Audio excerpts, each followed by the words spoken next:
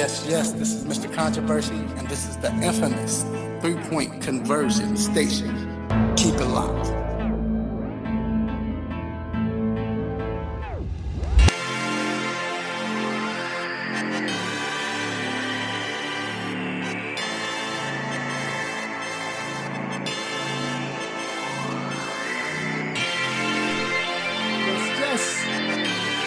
We are back inside the three-point conversion sports lounge. Mr. Controversy in the building on another Saturday morning. You know how we do. It's good to talk sports, and more sports. Did you miss me? Because I missed y'all. But look, enough of that mushy stuff. I got to bring in my man. First of all, shout out to my co-host, my road dog, the intellectual. Won't be in the building today, dealing with some sickness, but hey, prayers go out to him, man. We know you'll be back next week, so this show is dedicated to you, bro. But some way, somehow, I was able to dig in my pocket and find a superstar and got him back on the show. By popular demand, my man H.O. What's going on, man? What's up? What's up? Hey, Saturday morning again. Coffee's in the system. Shout out to the intellectual, and glad to be back in the studio, repping in this three-point conversion lounge, bro. It's time to get to some of this sports talk, bro. It's Saturday morning, college football, and more than anything, it actually feels like fall. Yeah, it does, and that's and honestly, that's when football. It smells like football. Let's be real. It smells like football. When it's 80 degrees and you got the air conditioner on. No, it's not. I was just telling my son he had a game last night, and I was telling him, shout out to Chapel Hill High School, and I was telling him like, man, it's 50 degrees. I'm like, this is that football weather. Exactly. This Yes. But yeah, man, it's going down today. It's a lot to get into. Man, first, we're going to talk about Major League Baseball. It's we're in the thick of things right now. You know? It's October. Yeah. It's getting real. The pitching it has to somehow show itself, but seemingly, the Yankees saw that. Yeah, Yankees saw or maybe was it the bats just didn't show up? I don't know. Maybe because it's cold. But it's but we're gonna get into baseball. We got college football going on. We got some major games going on today, so we're getting into that. Also, NFL. We have a special guest, Mr. Sean Tomlinson. He's gonna be in the building talking NFL football. Then a hot topic. We're gonna talk about the Hawks a little bit. What to expect from them. Then talk about this Jimmy Butler situation, man. Hey. Get into that. It's my hero. Yeah, it's cleared out. The smoke is gone. So now we can get into it, instead of everybody making assumptions, not knowing what's going on. So it's out there.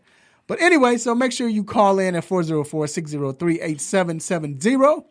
And this show is brought to you by Cindy Cuz Barbershop, Salad Express, and Sucker Free Life LLC. What up, G? You good? Yo. All right. So look, it's time to get to these quick hits. Let's get it.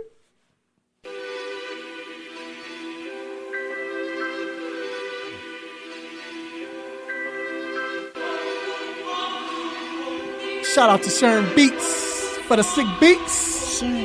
So, Milwaukee Brewers, I can't stand them. But anyway, they won their first game. They won the first game of the series, 6-5, last night against the Dodgers. But the Dodgers made a push, being down 6-1. Mm-hmm. They came up just short. They battled their way back. Really want to talk about Kershaw. And we're going to get into this more, but Kershaw, that velocity is not there anymore. He is the Peyton Manning of baseball. Great regular season. Gets to the playoffs and just shuts down. He didn't even have a great season this year, so I think he was like 8-8, something ridiculous like that. Mind you, he's making over $30 million a year. But anyway, he's never had a great playoff record, regardless. So this wasn't surprising to me.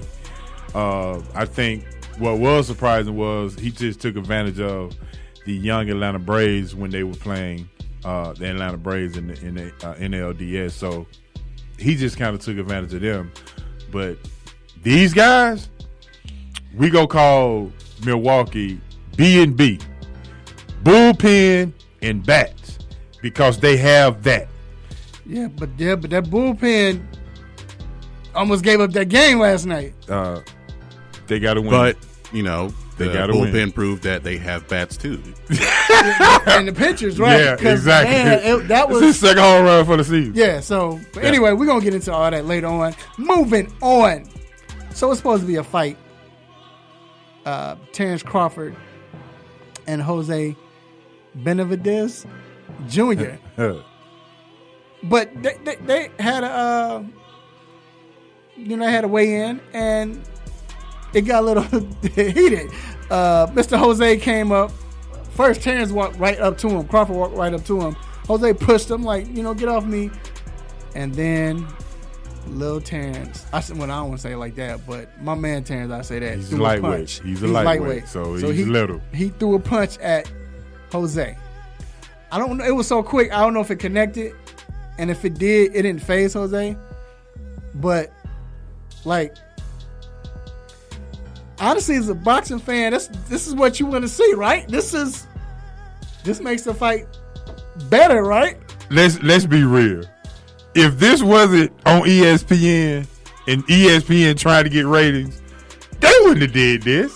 So and I was going to ask you. Let's be real. And that's why I was asking. And who been playing it all morning? Who been playing it all night? ESPN. Because the thing is, you know how it goes. They get in there, and then you heard announcers doing the weigh-in. Oh, no, look, the security guard, they step in. They trying to hold everybody back. It's like, is this staged? But, hey, shout out to Top Ranks. We cover Top Ranks. So, hey, whatever it is, I love it. So shout out to them. Anyway, moving on. Here we go. The Falcons running back Devontae Freeman and defensive tackle Grady Jarrett are both ruled out for Sunday's game against the Tampa Bay Buccaneers. Freeman's foot is still bothering him, and then, Jarrett's ankle, he hurt his ankle the other game, last game, is keeping him out. Boy, when it rains, it pours. Now, look, real quick. Devontae, he's out. You need Devontae, but backfield, you're not hurting as much, right? I don't really say we need him. Woo! Like ever, or just not right now? Well, if he keep getting hurt, it's gonna be ever. Hey, but this is a time when he usually gets hurt though. Like, but look, this is the thing. The fourth or fifth game, first of all, he has a knee contusion. Then there was a foot contusion. Now I'm hearing he got a groin injury. What's that song we used to sing with Little, the knee bone? I'm like, bro, what is going on? Hey, it's crazy, man. So look, I'm glad he got his money, but we had Falcons report this past week, and it was stated that when Devontae starts, the Falcons average 19 points a game. Mm-hmm. When Tevin Coleman starts, they average over 30 points a game. So you take that how you want to take it. But do you think though that might be just because of the fact that they feel like, and it's true what you're saying, but the fact that they feel like, okay, because Devontae's not here, we have to throw the ball more. He's had 3 concussions in 18 months. He just hadn't looked the same. No, you're right. That's the truth to it all. Hey, he just hadn't looked the same. Hey, but his lock's tight though. His locks be tight. Anyway, moving on. Them dreads be tight. All right, after a dismal performance on Thursday night, the New York Giants head coach Pat Sherman says, "We believe in Eli." Do you believe that's a lie? Coaches speak. He has to say that based on what's that knucklehead that they let go last year? McAdoo? Yeah. Okay. But what? Go ahead. I got something to say about that. But for what he said from last year, Sherman had to come in and say this. But listen, let's be real. Eli has earned the right to ride this out. I mean, that's just my opinion. No, you're right. Let the man just ride it out and let's go. I'm gonna leave it alone. But we, because I know I did, and he still gets to stop it, and I'm mad because he stopped the streak. That's what I'm mad at. Then you bring him back the next game. That's what he gets to stop it for. Oh yeah, absolutely. But my thing is, did McAdoo see something that we didn't see? Did he see the end? Was it the end that he saw? And he was like, yo, this is a chance now for us to get it right. Look, now we're in year 15 for Eli. We saw in year 14 to where he had issues with he didn't know how much time was left on the clock and what down it was as far as the situational football. McAdoo may have still seen something, but we can look at it like this. In that game, look at what Saquon Barkley did. He had an amazing game. Yeah. And it was 29 nowhere fantasy points. even near enough. And it didn't matter. Right. But the thing, too, and we'll move on, they need to get some more. They need to get some blocking, bro. Like, Eli couldn't. Oh, if you know you're going to have a quarterback that can't move like that, can he? I mean, he can't throw the ball down the field because he don't have time. So, anyway, we're going to move on. New Orleans Pelicans power forward Anthony Davis tells Rachel Nichols that he is the best player in the NBA. Do you buy that?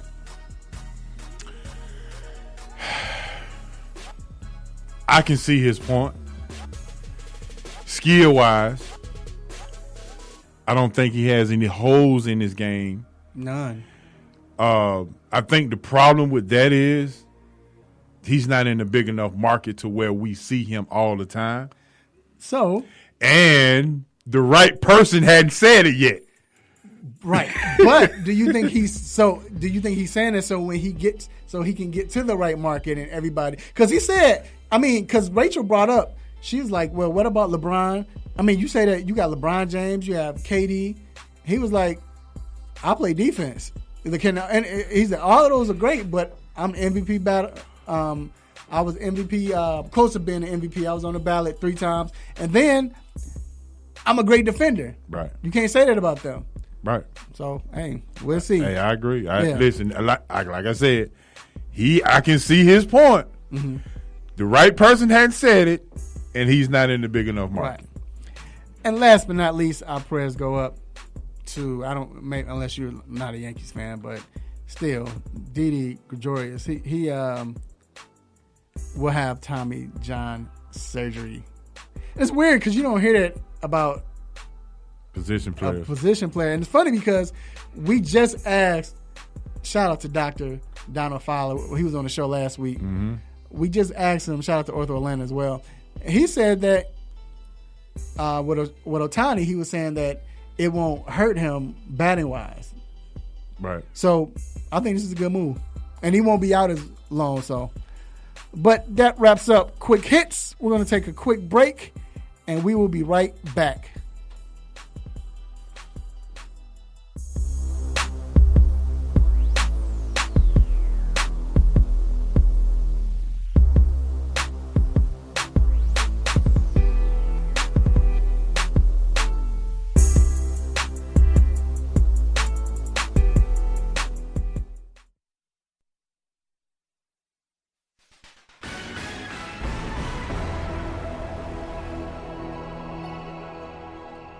Hello, I'm Crystal Dion, and this is your Sports News Break.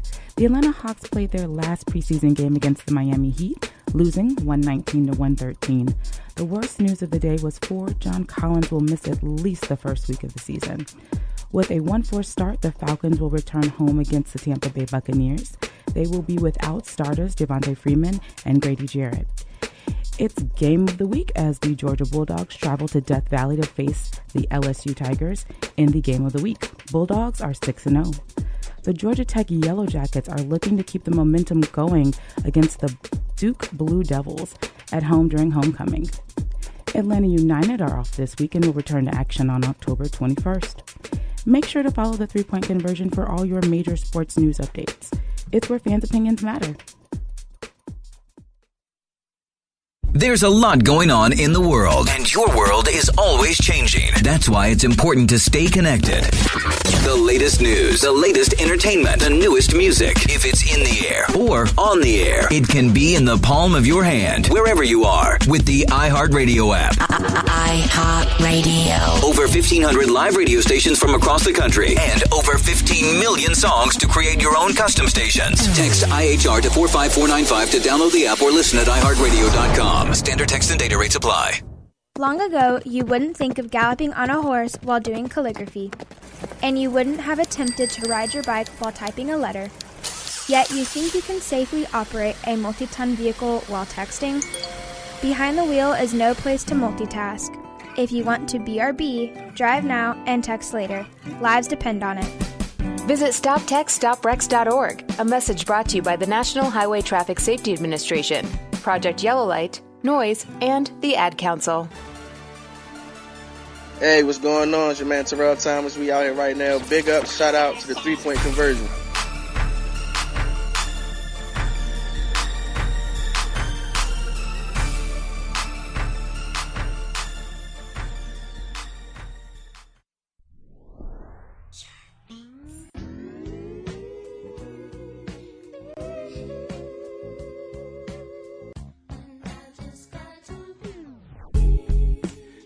Yes, Mr. Controversy here with Mr. H.O.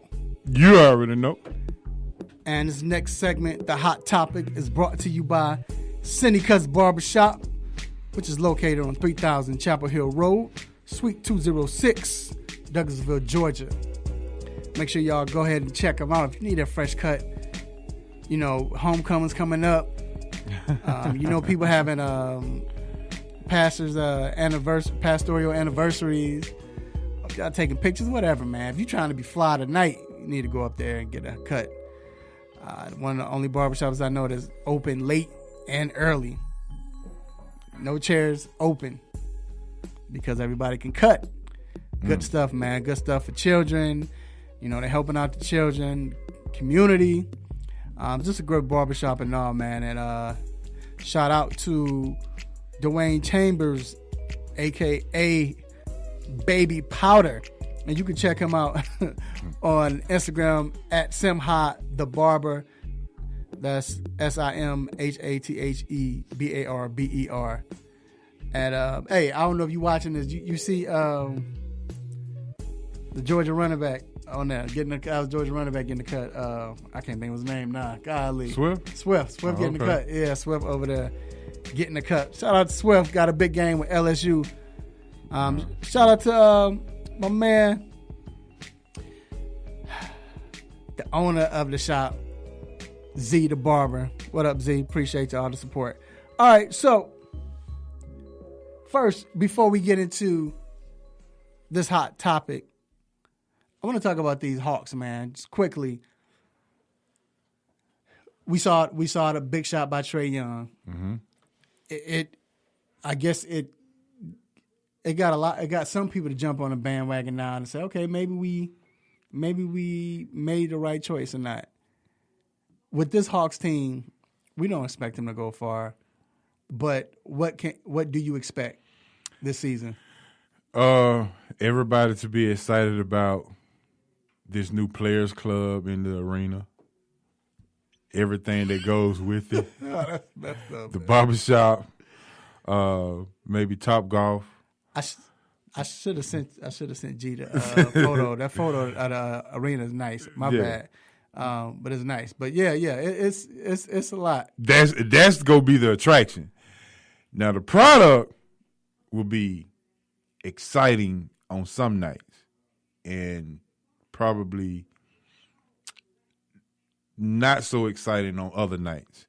John Collins is out for 10 games. He go miss the start of the season. Probably one of your best players.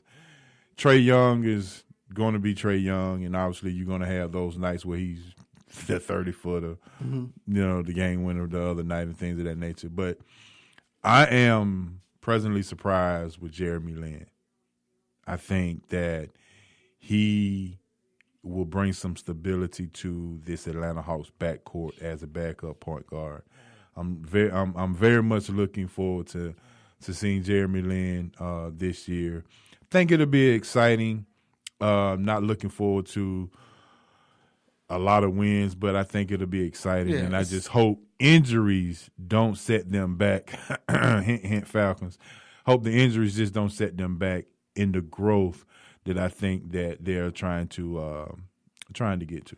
And, I think that, and I agree, and I think that with this Hawks team, like you said, it's going to be exciting. But I think the fact that you'll have a lot of oohs and a lot of eyes is going to be great because you have Trae Young, right?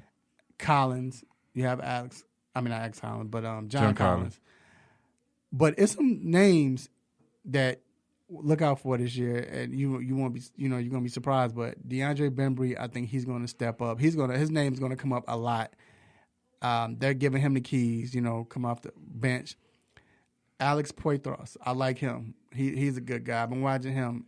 He's been playing well. He's one of those players that whatever he needs to do. Right. And so I say watch out for those guys. Jeremy Lin, on your point, he was telling me that his legs not even there. So he was like, and he gave him 20. In so 25 minutes last night. He said it feels good just to get back. So we're gonna see about the Hawks. But and I like Alex Lin.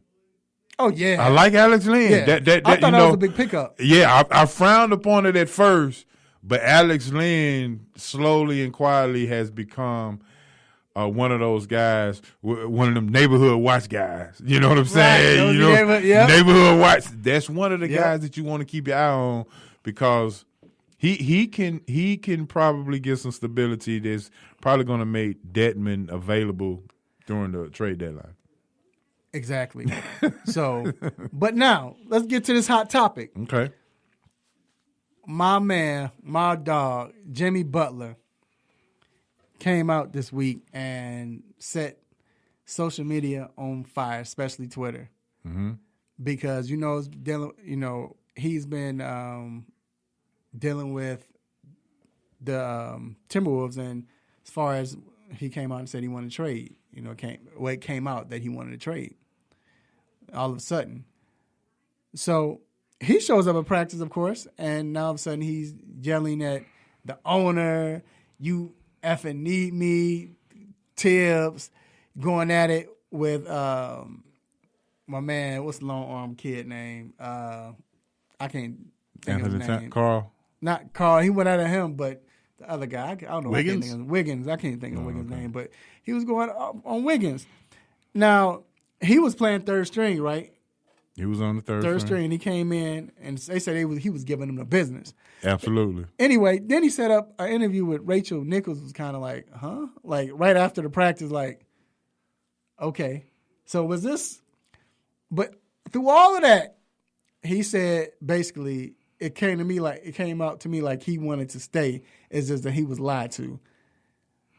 Do you feel like the way he did it, was it wrong, even though he felt like it was necessary?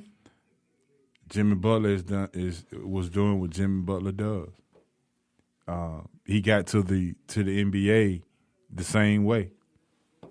Hard work, didn't take no days off, no shortcuts, nobody giving him anything.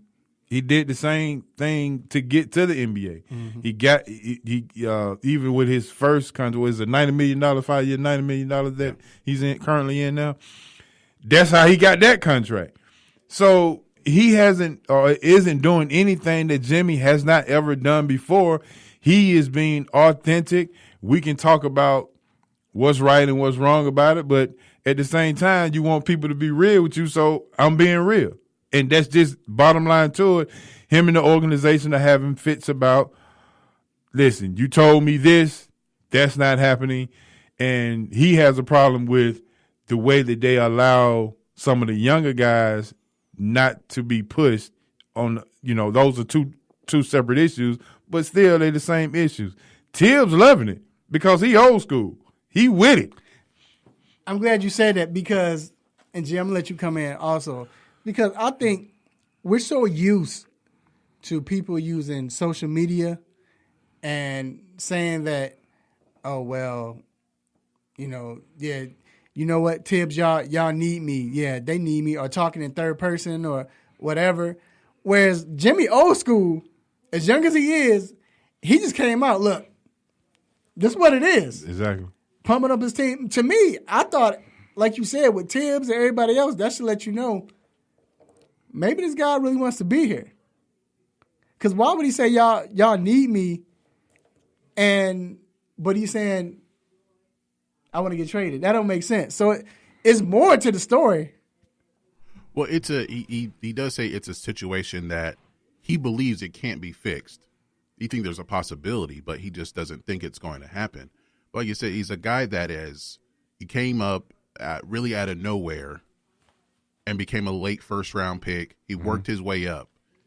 He was famous for, he cut his cable, and, the only thing we really know about him is that he's from Texas and that he has a boombox-shaped aquarium. Yep. That's all we know about him.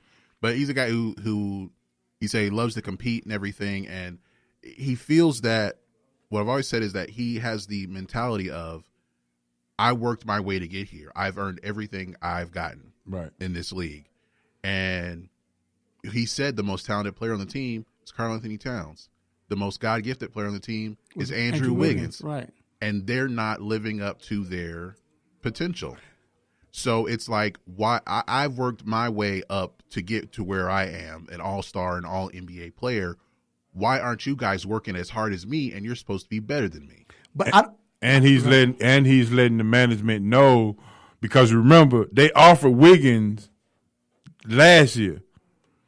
And Jimmy is like, he's not even working.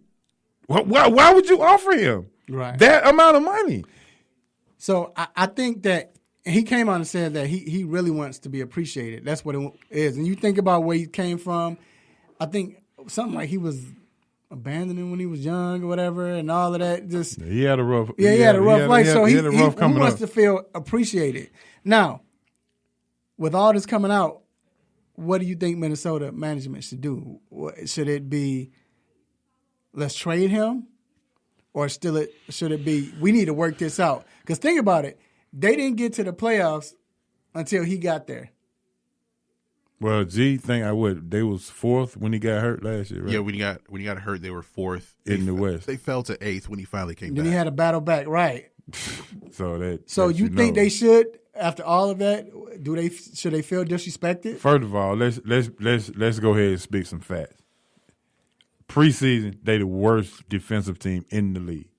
They gave up 140 points last night to, I can't even remember who they played, but they gave Miami. Was it Miami? They gave 140 points in preseason. Mm-hmm. They're the worst defensive team in the league right now. So I don't know if you can fix that. I don't know if you can fix complacency.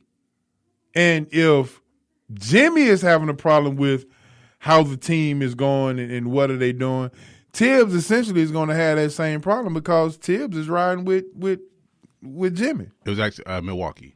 Yeah, exactly. Because I think Greek Freak had a triple-double. And he kept getting to the Was it 140 or 143? 143. Yeah. Oh, my God.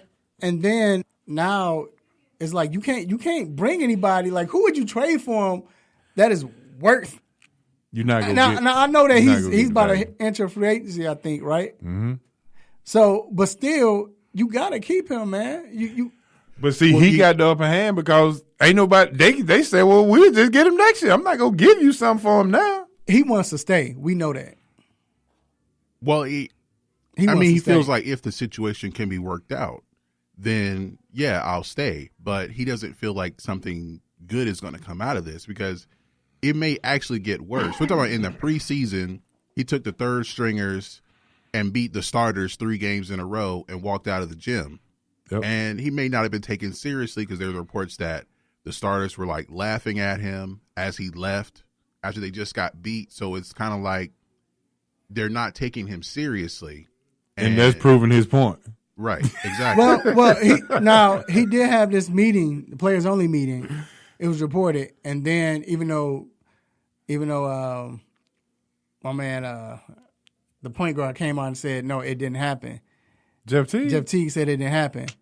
But first Jeff Teague posted a picture of him. Teague posted a picture of Jimmy, I think it was Karl Anthony Towns, and himself. And he had like emojis with the hands up. I don't know what that meant. 2 hands up and all of that, and thumbs up. And then all of a sudden he says meeting never happened. Even though Jimmy came back after that and said, no, it did confirm it did happen. Right. Jimmy wants to, I'm telling you, he wants to stay there. When you don't want to stay there, it's like, and I'm not calling a woman, but it's almost like a woman. When a woman don't want to stay there, stay with you, she's not going to talk. She's not going to complain. She's not going to, fuss. No. She's ready to go. She's quiet. For him to come back and do this and say all of that, he wants to stay. He made a big fuss. Then he set up an interview. Then he said, I don't know if it's fixable. That was bait. Basically saying, I want to stay, but can y'all fix it? Tibbs want him to stay. Yeah, right now, I don't know. Maybe Wiggins don't, but everybody else, they should want him to stay after that, especially the way they lost. Let me ask you this. They offer him a 4-year extension, $100 million, which is far less than what they offer Andrew Wiggins. Jimmy Butler like, bruh, are you serious? I mean, you know what I mean? I mean, bro, are you serious? Yeah, it's 4 years, $100 million. Did you offer it? What did it? They offered Andrew. I mean, like yeah, a 5 for $150 or something like that. Because Jimmy's like, I don't want the years. Just give me more money. I'll and that's the thing. Years. You like they saying on Facebook, like you lying about this cash. You told me that I'm gonna be this dude, and you go believe you go run with me, but you're not even making them work. You're not even holding these other young guys accountable. But you go offer Andrew Wiggins. It's like 4 for 147. So you've been making $36 million a year. Right, but you offer me 4 years and 100. That's crazy. All right, we're gonna take a quick break. You sure he still want to stay? We're gonna take a quick break. We'll be right back.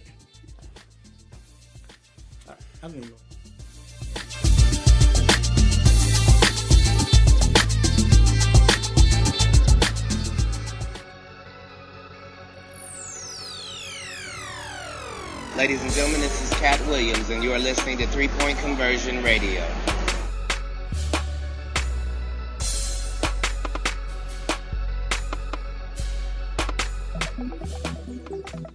Are you tired of limiting yourself from tasty food because you want to eat healthy? Well, Salad Express will fix that problem for you. Salad Express is a gourmet salad and grill restaurant that gives you multiple options to satisfy your taste buds and keep you healthy. They have over 40 toppings, which are all cut fresh daily, and 7 homemade soups, including chili. You can also order hot sandwiches and wraps, with choices like grilled chicken, steak, salmon, and shrimp, which can all be added to salad as well. Go ahead and visit them today at 1055 Mansell Road, Suite 600 in Roswell, Georgia. Your taste buds will thank you.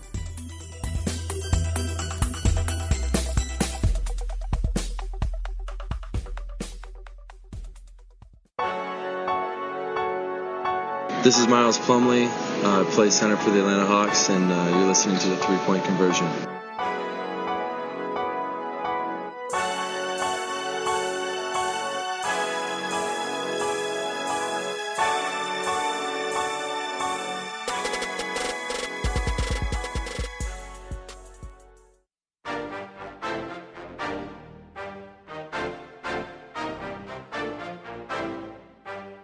All right, we are back inside the 3 Point Conversion Sports Lounge. It is Saturday morning, which means college football is up on us. We have some big games today. But before we get into the big games, we like to talk about the players that we want to watch, which is called our Nosy Neighbor Watch. Where you looking through them blinds and you trying to figure out, man, who, let me see what this person's going to do. Let me see what he got. Whether you like him, you don't like him, you just being nosy. That's why it's called a Nosy Neighbor Watch. Who is your Nosy Neighbor Watch, H.O.? Who you got? Well, actually, it's a player and a team, and it's the same. And he plays for the team. I think we need to be looking out for Sam Ehlinger, quarterback for Texas, and we need to be watching out for Texas. Mm.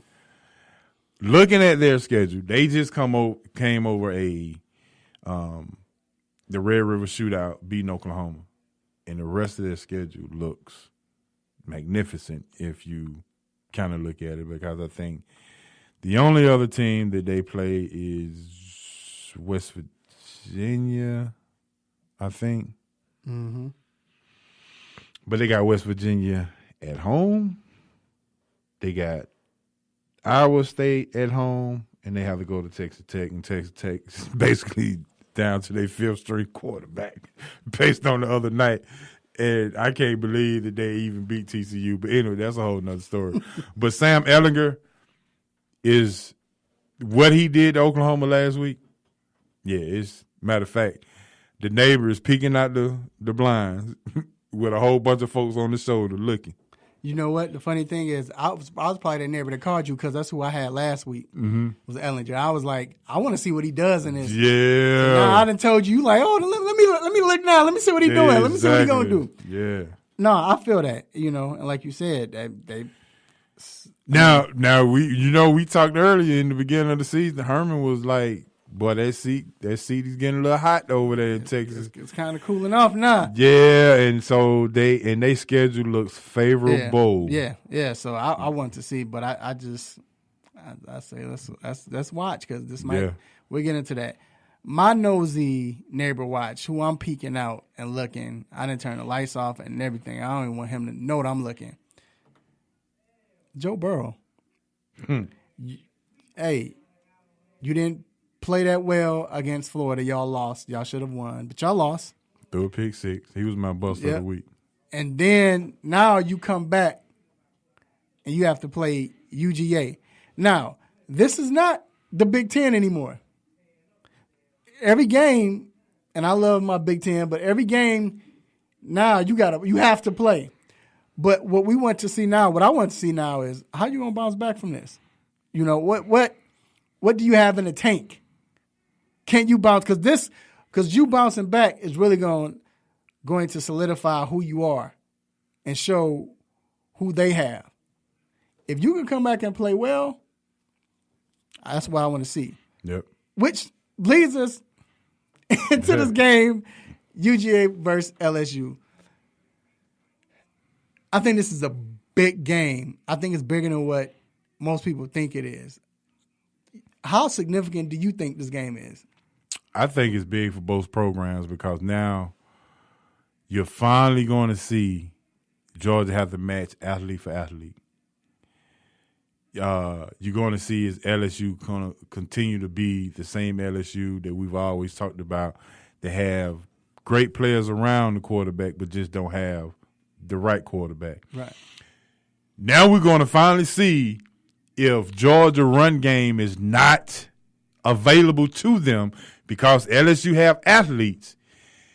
Are they going to put Justin Fields in the game to create that space that Fromm can't when it comes to moving the chains and getting out on that edge and putting another athlete in the game that would allow Georgia to have a little more freedom in the run game? That's something that we're going to have to look out for, because I think it's going to come down to LSU trying to make Fromm pass the ball, and can Georgia get to the point to where they adjust to this and bring, just like the Tua situation, bring in Justin Fields to allow him to get on the edge to create that run game for LSU. LSU are obviously still, the quarterback situation is like that. We still don't know about Joe Burrow's 2 interceptions. He threw a pick six last week to end the game. LSU cornerback secondary is supposed to be one of the best in the SEC, so obviously they're going to try to make Georgia throw to their strengths. Yeah, and because LSU still controlled their destiny, they lost, but I don't think it hurt them that bad because you're playing UGA. You still have to play Alabama. Right. So it's a good chance that if it's a way you can win, I mean, most people don't think it's likely, but let's say if they win today and they beat Alabama, right? You basically, I mean, you got to win the playoffs, but you in the playoffs. I mean, you got to win the SEC title game, but you created your destiny. But like you mentioned, Georgia, they want to run the ball. But who has Georgia played? A South Carolina team that really, come on.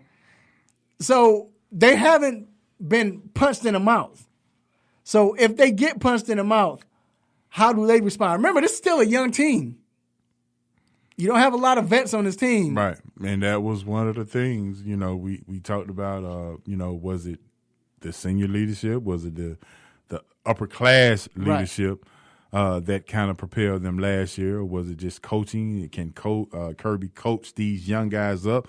A lot of freshmen and sophomores on this team, which, to your point, have not really played in a big game. And you go into Death Valley. I think, the only issue with this, as far as that kind of the advantage for Georgia, is they playing this game early instead of 8:00 because night games in Death Valley is a death trap. Right. So come on, they playing in the sun in this finally the fall weather. So that gives UGA a chance. I do think UGA could wear them down. I think they have the better team, but it's about execution at this particular point. This is why they play the game. You got to go out and prove yourself and execute the things that you're trying to do, and we're going to see how they do on the road against an athletic LSU defense. Right, and then LSU they have to run the ball. They have to keep Georgia's offense on the sidelines, not just because their offense is that scary, but again, we haven't seen Georgia play this drawn out game. This is going to be new for them players, man. And right. I think this is good. It's a good test for Georgia if they get out of this to see where they are. Now, who you have winning?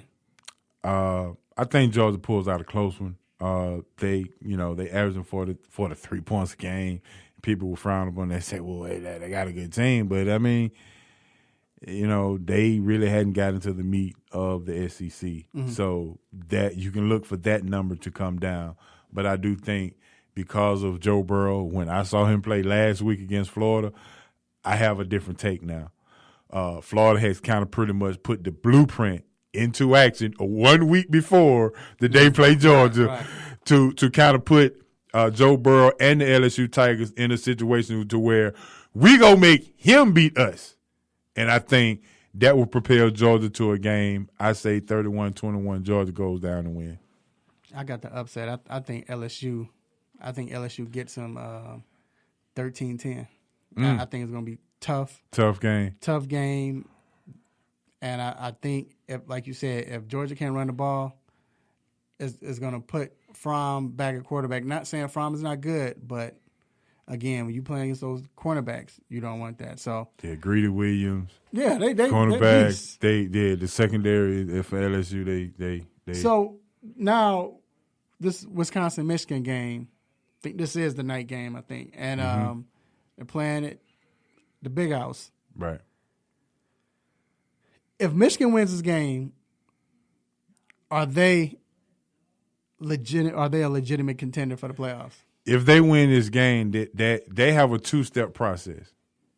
They win this game, then you're going to have to beat Ohio State. And I think this is what happened. I think when the start of the season came, we were all looking at this Shea Patterson situation, and it looked as if Harbaugh told Shea Patterson, go win us football game. Well, ever since the loss of Notre Dame, Harbaugh kind of reeled it back, and he said, look, we're going to play Big Ten football the way that I know how. We're going to run the ball.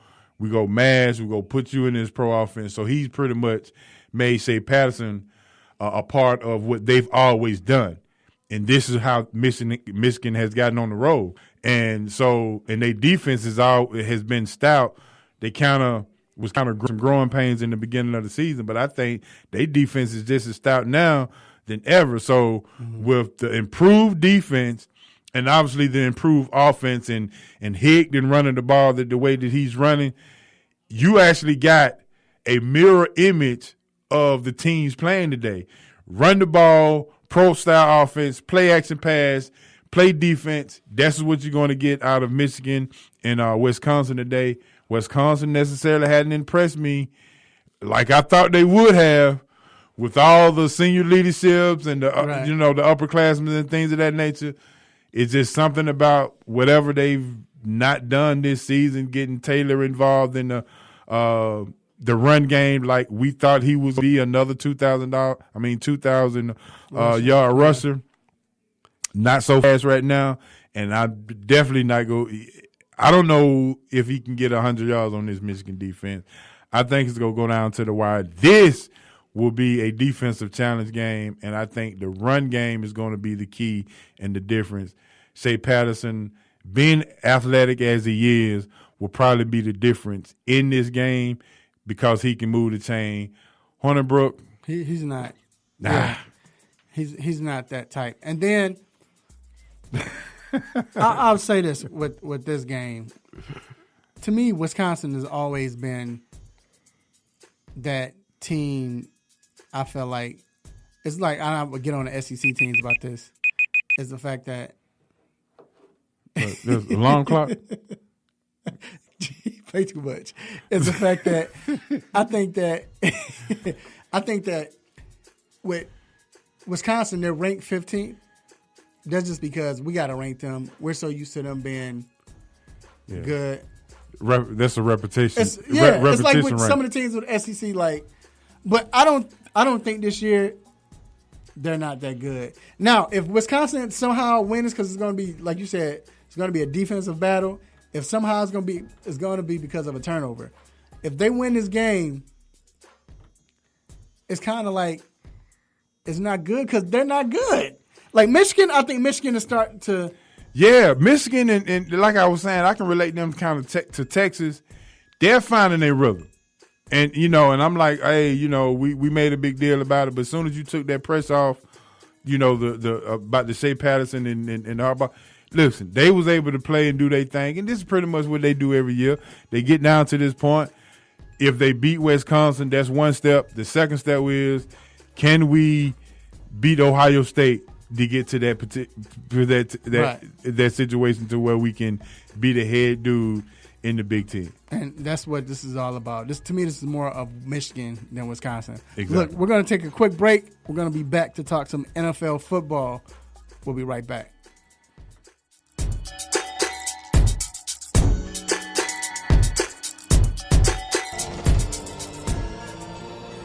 Hey, this is Gary Payton. Y'all listen to 3 Point Conversion Radio. It's the bomb.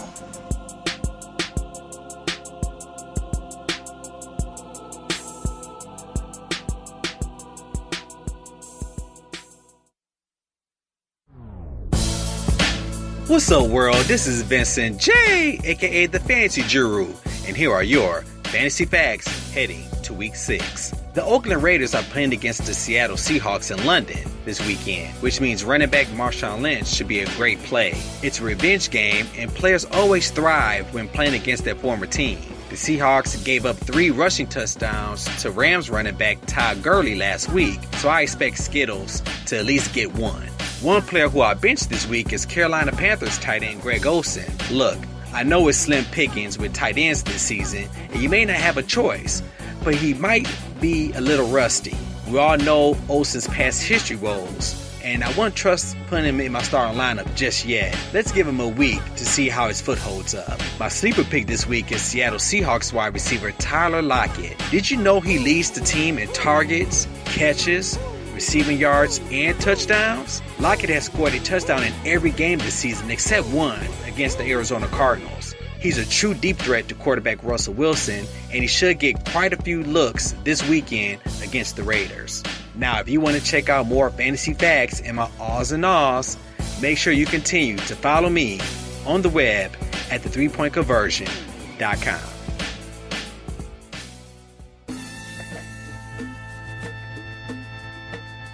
What's up? This is Anthony Hamilton, and you're listening to the 3-Point Conversion.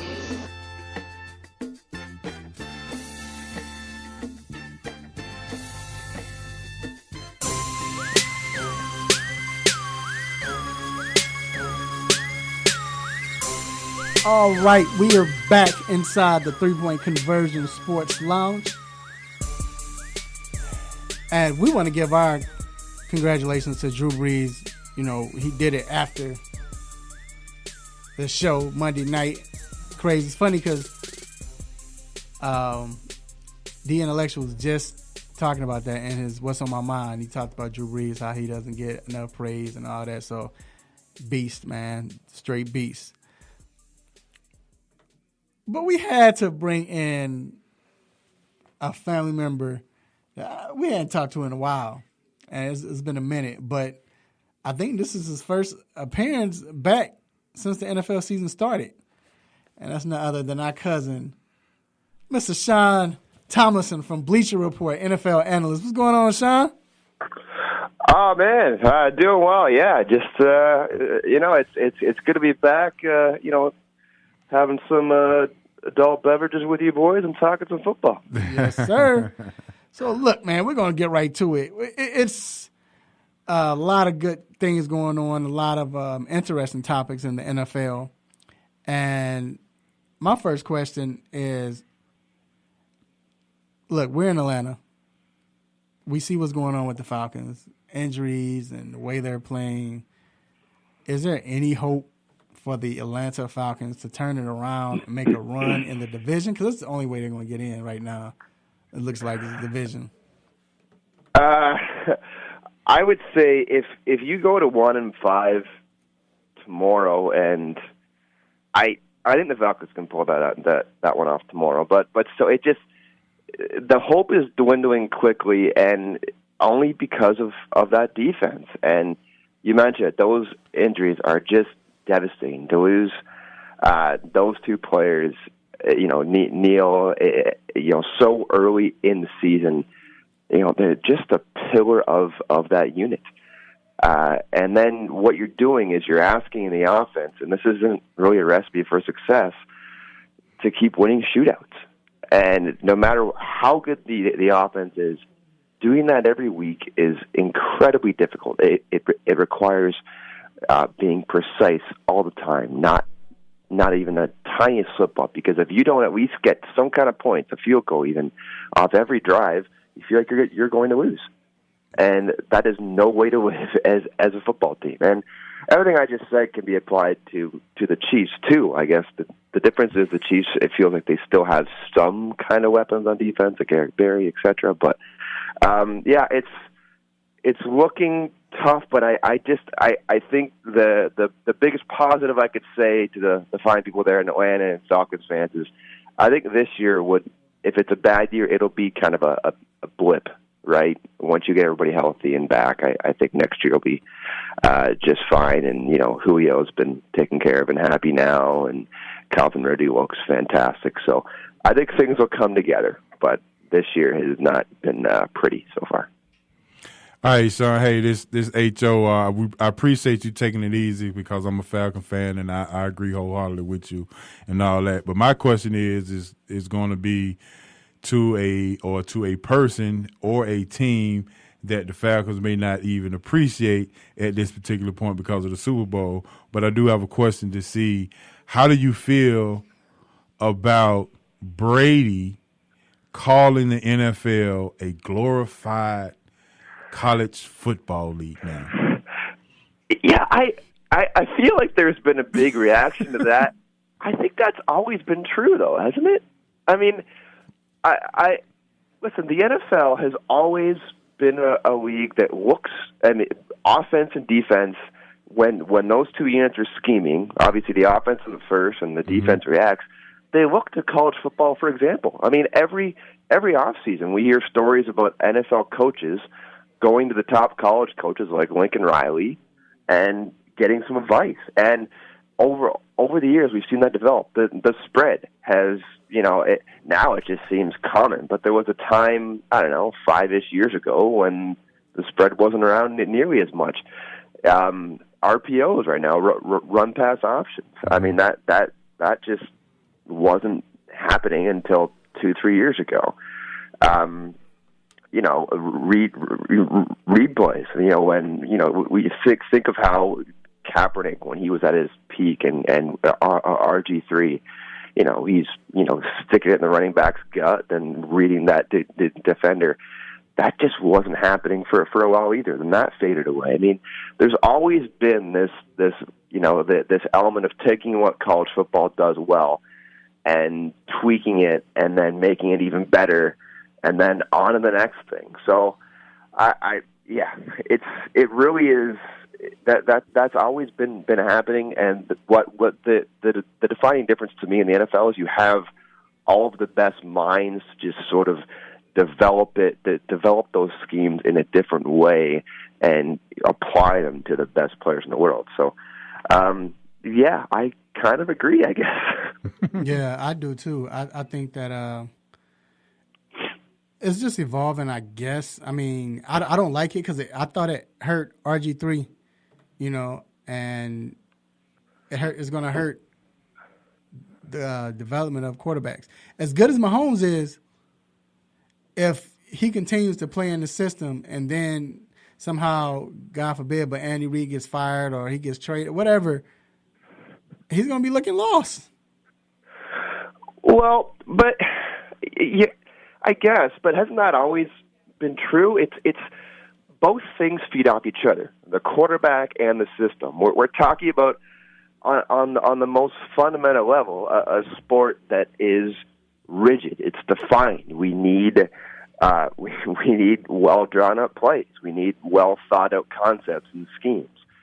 And so to say that a player is just a product of a system or et cetera, that has never always quite worked with me. A system is developed for a player to be successful in. So then once he's successful, that doesn't just make him a system product. Now, yes, Andy Reid is awesome. He has been awesome for a while, and he'll keep being awesome until he retires. So I'm not taking anything away from him, but I think those two things can work together. Really, again, my concern with the Chiefs and Mahomes right now is just whether or not they can keep up scoring like 95 points a game. But yeah, I think that the two things always kind of go together. And once again, we're here live with Sean Tomlinson, Bleacher Report NFL analyst. You can follow him at Sean G. Tomlinson. G stands for Get Off Me. And so we're going to talk to Le'Veon Bell. I got a question. With Le'Veon Bell, all of this that's going on, he said he's coming back week 7 or 8. Do you see him staying, and will it work with the Pittsburgh Steelers? And if not, who do you see him get traded to? Oh, yeah, there's no way he stays. I think he plays out the season just because, it is possible you have a trade, but working at that out and with the amount of money he's due for the rest of the season, I think it's going to be difficult. The obvious dot to connect right now would be to the Eagles, who just lost Jay Ajayi.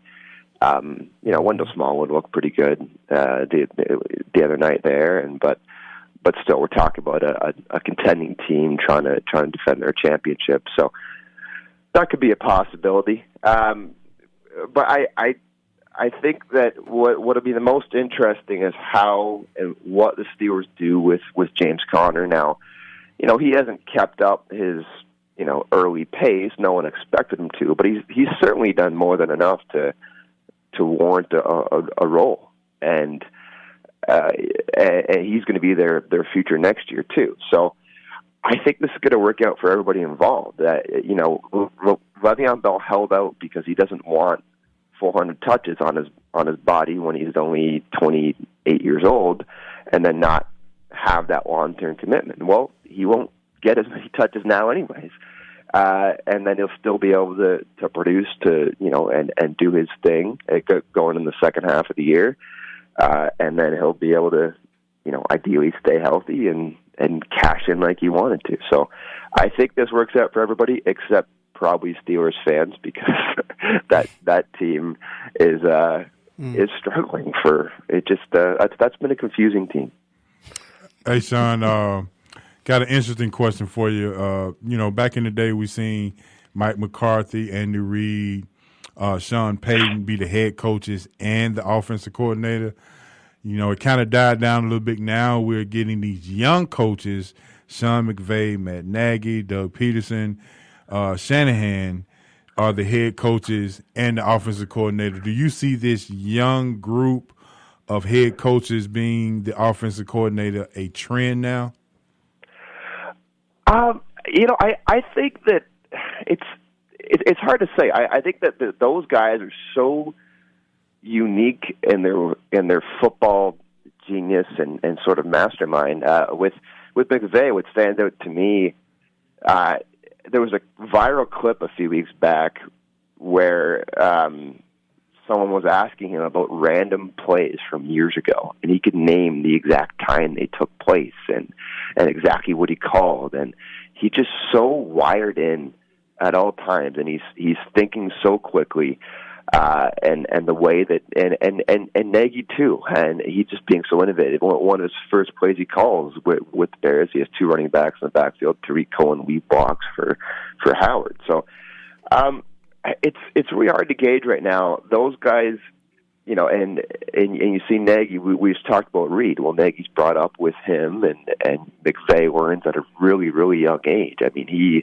there's pictures of him when he was like, in his really early 20s, coming up. So I think that they can sort of blaze a trail. Those guys can, but you need a guy around you to really be basically your defensive head coach, like McVay has Wade Phillips, for example, right? So you need that strong defensive mind, like among the strongest, and you need that sort of partnership to make that work if you're going to put so much time and energy in the offensive side of the ball. So that has to link up. But the example they're setting is certainly impressive. Yeah, I agree. We were talking about that before the show. So we it should be a trend. We should see a lot of this coming up, and hopefully, like I said, it works out for the Bears. But anyway, hey, we appreciate you once again, Sean. Thanks for coming on, cousin. Once again, you can follow him at Sean G. Thomason. G stands for Grits and Eggs. So, Sean, make sure you come back and you join us, all right? Anytime, man. Thanks for having me on, guys. Hey, all right, no problem. Hey, don't let them kids trip you up and hurt you, all right? No, for sure. Yeah. All right. Have a good one, guys. You too. All right, we're going to take a quick break, and we'll be right back.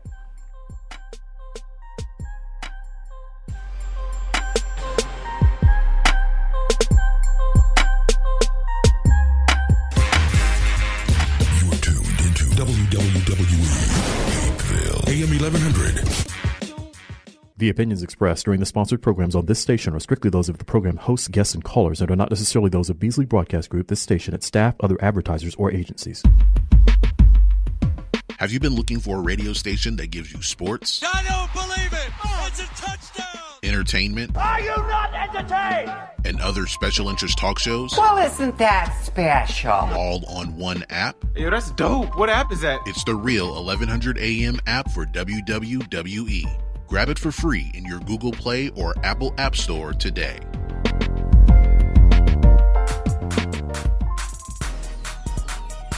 Hey, what's going on, sports fans? It's the 2018 Battlegrounds champion, Damian Adams, from The Real Deal with Damian Adams. Now, you can catch my show weekly on the 3-Point Conversion station on Spreaker Radio. But for right now, I'm doing what everybody else should be doing, and that's listening to Mr. Controversy and The Intellectual in the 3-Point Conversion Sports Lounge.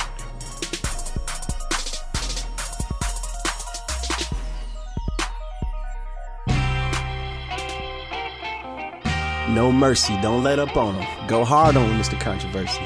Hit him with the stop it button.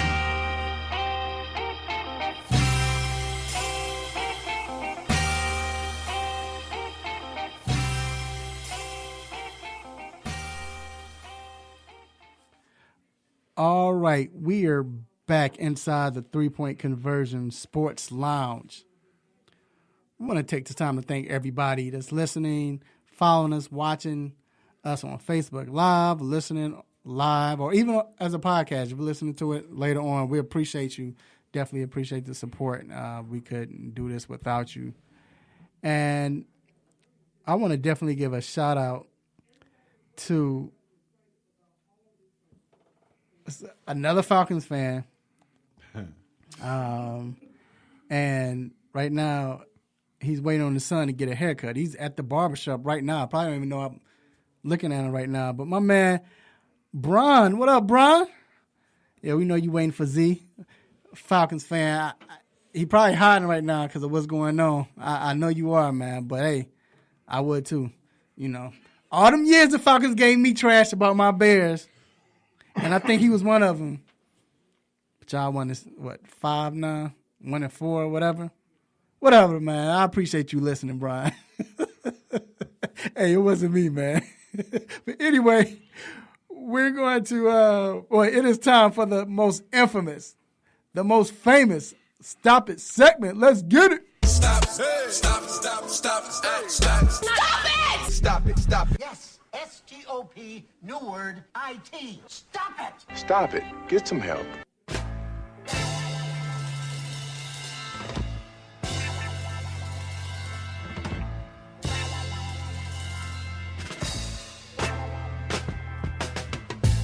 All right, H.O., it's on you, sir.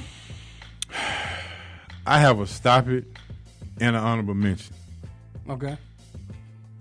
My first stop it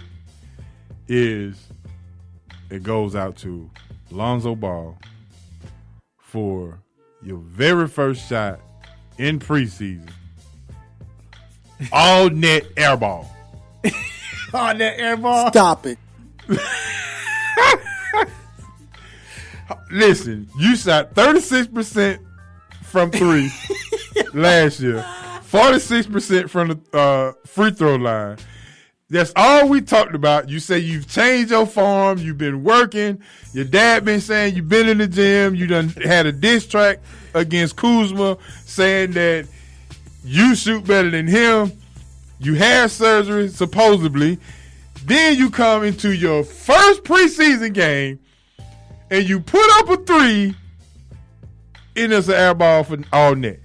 Stop it. Hey, that's a new term, all net air ball. All net air ball, which means that it hit the bottom of the net without touching the rim.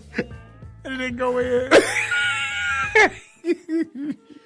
Oh, man. And my honorable mention, and G gon' probably frown upon this, James Harden, that's a travel. These referees, you cannot be serious. I don't care if he said it was legal or not. I saw what you said, but that is a travel. It's no way that this guy can. He did a wraparound, step back to the side, and no travel was called. I just can't. The referees need to get a stop for that. Stop it. Did you see that? Yeah. Did you see that? I sent him a video to where a referee who has been around the NBA for like 30 years said that is not a travel. Because when you put it behind his back, if both hands touch the ball, then it would have been a travel, but he went from one hand to the other, so it's weird. There's so many I wish you would have put this it's up. more complex in the rules, but as far as like what's a travel and what's not, but I was telling you, like they get that zero step or whatever. What the hell is a zero step? On other levels, that is a travel. In the NBA, it's not. But go ahead. But we add vocabulary words to the. It's a reason why he's still not a referee, though. Zero step. All right. My stop it is going to the San Francisco 49ers. So the 49ers, they play the Packers on Monday night, right? And they have, on their website, they put up like photos of great moments between the Packers and 49ers. Of course, 49ers beating the Packers. All of these photos, none of Kaepernick, none of Colin Kaepernick, until somebody says something. And of course, the NFL way or Anyway, I don't want to get kicked off the radio. They come out, and then all of a sudden you hear they say, "Oh wait, no, we want to say that we do apologize.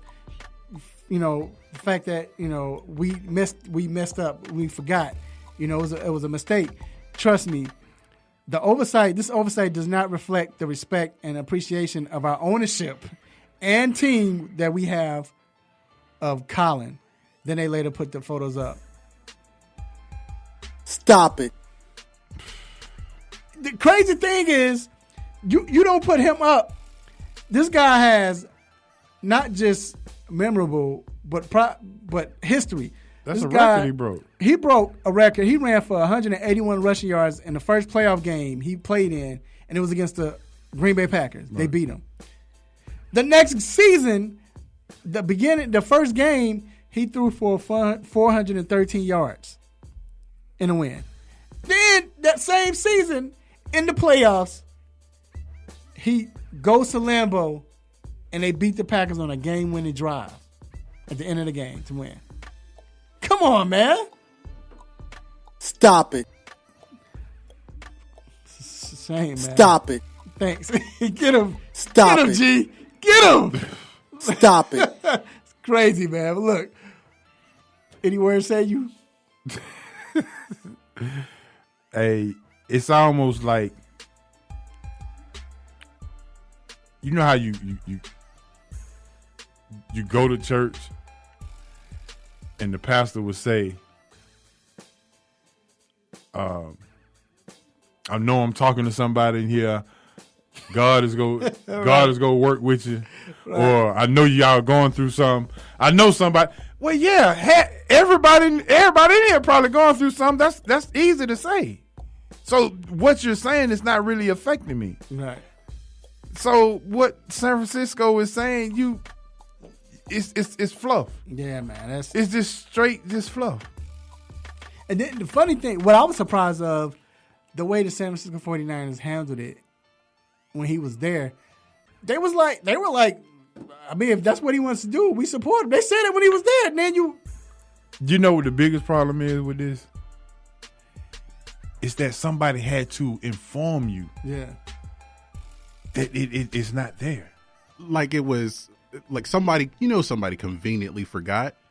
If he set a record for rushing yards by a quarterback in a playoff game against the Packers, and then he beat the Packers in Lambeau in the playoffs, Game-winning drive, and then he threw for over 400 yards in week 1 against the Packers. How do you forget those? Right. Like that's what I was when I was reading this. I'm like that, and that's recent. Yeah, I mean, you remember like the catch with Terrell Owens, but those moments were more recent. Those were like 5 years ago. Yeah. And you already forgot. Conveniently forgot. Somebody should have got fired. Just for forgetting. The person probably got fired was the guy that mentioned, hey, you all didn't put no pictures of Kaepernick. He probably got fired. That was your job to put those pictures. He probably got fired. The guy that somebody said else. that. Yeah. Anyway, we're going to take a quick break. This could be a topic itself. We'll be right back.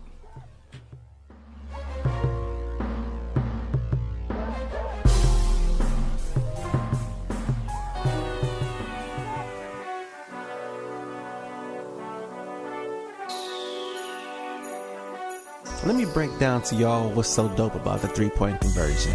First of all, everybody is a fan of the game first. Second of all, everybody is a student of the game second. And third of all, we're the average sports fan just like everybody else. We're not coming in here, walking with our nose tipped high, acting snooty, acting brand new. This is a grassroots organization. Bar none. The three-point conversion, where fans' opinions matter.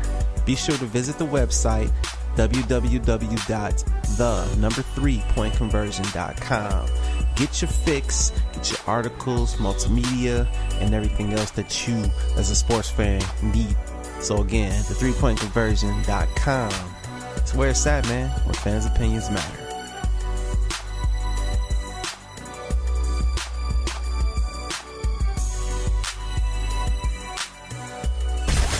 Tune your radio. Tune in. Now. You can tune into this radio station on any smartphone or tablet. iPhone, Android, BlackBerry, Nokia, Samsung, Windows phones, or whatever you have. Download the free TuneIn app from your phone or tablet's app store. Tune in with music, sports, news, and comedy from over 70,000 radio stations around the world, including this Beasley Broadcast Group station. Check it out at tunein.com or your app store.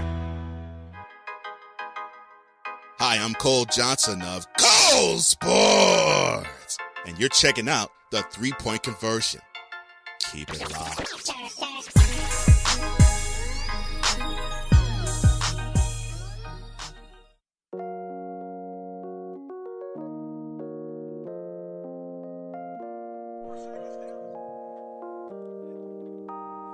Yes, we are back inside the 3-Point Conversion Sports Lounge. Want to say hi to a young lady who was back, who was brightening up the room. We're glad she's back. Miss Crystal Dayan. Hi. What you got going on today? First of all, you all right? I'm good. I'm good. I know family calls sometimes. Right. You have to answer. Yeah, that's how it is. What you got going on this weekend? Oh, man, I don't have anything going on this weekend, and it's great because I've had stuff going on every weekend. Right. So, no, it's fall. It feels like it. I like it. So I'm going to just go somewhere and be in the house, honestly. It's time to kind of chill. Yeah, that's what it is. What you got going on, H.O.? You know, sometimes family call you at the wrong time. Just bad timing. Yep. Football day today. Going to hang out with the fellas. And then I'm going to chill, man. And probably think I got to do something with a fire stick for somebody. And, hey, that's that. G, are you moving? I'm done moving. Okay. Been moving for 8 weeks now. What's going on this weekend? Nothing really. I'm not going to be taking a nap. What? Oh man, this is not moving. Then he not taking. What you got? What you gonna do? I don't know what I'm going to do with myself today, man. Wow. I might watch some college football. You could go cover if you want. If you want to, the Hawks got this open practice tonight. Right now, like at 12:45. So I'll see what I can do. Even though we get the email like 30 minutes before, but shout out to the Hawks. And I'm chilling, man. I don't know what I'm gonna do actually. I want to watch this UGA game. I know that. Yeah, it's gonna be. Yeah, so it's gonna be. I would love to go somewhere and watch it, but go home. I'm tired. Did you? I mean, I know for the Bears you don't, but I don't really like going to sports bars because I really can't hear. Maybe because I done got into this weird media stuff, and I kind of got to pay attention to what they attention to what they saying. To what they saying, and right now, I don't go to a sports bar for the Bears, not just for that. Because I gotta hear, I gotta be in tune, bro. Like, right. I feel like if I go, I'll put it like this, and it's a long time ago. I went to a sports bar and was watching the Bears in the playoffs, and they played the Carolina Panthers, and the year when Steve Smith went off on us, and it was Rex's first year coming. He was like coming back from an injury, right? But anyway, I was drinking and I had my boys, and next thing you know, we drinking, we having fun. I stopped paying attention to the game because I was drinking, and when I came back, we were losing, and we lost. I Bears fans, that loss is on me. That was my fault. So from now on, I don't even eat during the game. I have to during the halftime. I eat. During the game, I don't even eat during Bears games. So that's how crazy I am. But anyway, superstitious. But a game where I will be eating is that Yankees Boston Red Sox game. And the start of the series, not Yankees, I'm sorry, Boston and Astros. Yeah, Yankees. It should have been Yeah, it should have been the Yankees or something. The fact that, 3 games, like, I don't like the fact that they was a wild card team. A lot of criticism has gone to Aaron Boone for not using his bullpen enough. Yeah. I was going to bring that up because he stuck with. See Milwaukee Brewers. Yeah, he stuck with my man. Because look. He being like Council's being non-traditional. Trying to be traditional, see where it gets you. Council was because like you said, Boone stuck with his guy. He saw him struggling. He stuck with his guy. And he came out and said it was like, yo, I should have taken him out, and I stuck with him too long. He said that. But Council, 3rd inning, I'm going to bullpen. Bro, like, Gio Gonzalez pitched 2 innings or 1 inning last night. Yeah, like, bro. Like, we going to the bullpen. He will start a reliever. Oh, no doubt. If it's the best idea. But he pitches like he's managing an all-star game. The best move, I like what he did. I don't know if y'all saw this. When he was who was the backup catcher? It wasn't Pena. I forgot who it was, but the backup catcher for the Brewers, and they had no more catchers. That was it. But he was in there, and he got caught out on strikes, and it was a bad call. And he didn't really react crazy, but he was just like, what? He was kind of talking to the umpire, and the umpire had sympathy for him, like, yeah, it was a strike, man. Like, he wasn't getting crazy. Council darted out, ran out, and stepped in between them, like, look, you got to go in because we have no other catchers. You need to go to the bench. Oh, yeah, he had to. And I like the fact that he did it. That. Yeah, like, nah, you can't get kicked out because we're going into the 9th inning, and we have no catcher. So, but, nah, shout out to the Brewers, man. But, yeah, this Houston Astros, Boston Red Sox is a big series right here. I think this might be the best series in a while we've seen. Go Astros. You don't like the Red Sox? I didn't say that. You literally have the 2 best teams in the American League, if not the entire league. Yep. And you rarely get that because baseball is so random when it comes to the playoffs. I just like that the Houston is back healthy. They got Carrera back. Bregman is having an awesome year. Altuve hadn't even got started. George is still mashing. George Springer is still doing his leadoff deal. Verlander shows up in the playoffs. Yeah, he does. So listen. What's up with Price though, man? Yeah. God, is he worse than Kershaw? We'll see. At least Kershaw got a win against the Braves. Yeah, that's not saying much, but Mookie and JD pretty much is what you got. Then you for Boston, but supposedly they got this Craig Kimball guy coming out of the bullpen doing his thing, but you got to get to the bullpen. You have to. Price is, they'll be in the bullpen early. The way Houston hits. The way Price pitches, if you came in the 2nd inning and for some reason you just didn't see the score and then you see Price getting, or if you're like just looking at your phone casually in the 3rd inning, you see Price is out, you're probably thinking Craig Counsell is managing the Boston Red Sox because that's how quick Price is out. Like Price, I don't know why he does this, man. Like, is it more mental? Man, I think he somebody said that he was a good pitcher and kind of ran with it when he was with the Rays. Whoa. You don't think he was a good pitcher? You didn't like Price?